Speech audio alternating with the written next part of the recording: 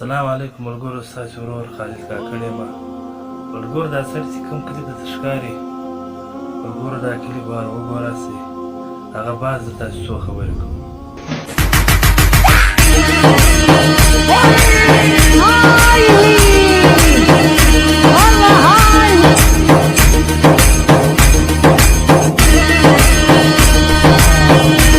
ملګرو دا کلیپ ته یې وکتلی، ملګرو د پاکستان جنډۍ، پاکستان د جنډۍ بېعزتي دا د ګر پاکستان توهین یې کړی دی.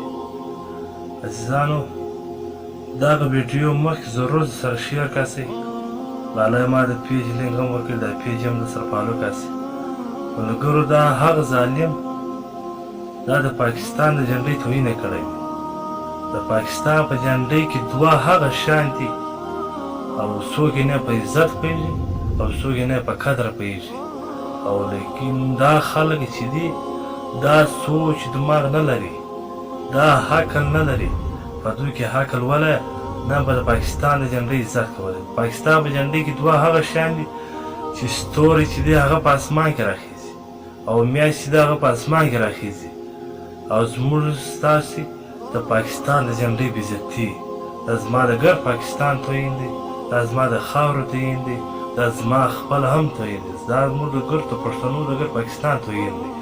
او زه دا ویډیو مخکې ضرور سره شیر کاسئ چې دا سړی تر زر ګرفتار شي، چې نه زما د پاکستان کې هغه سړی هم نشته چې دا سړی ونیسي ګرفتار کړي. ته نه زما د پاکستان جنډۍ توهین ولیکئ، زما پاکستان په دومره پر کم نظر وګورئ، زما خاوره دومره بدنامه ده، زما پاکستان دومره بدنامه ده چې ته زما د پاکستان په جنډۍ بېعزتي کوې.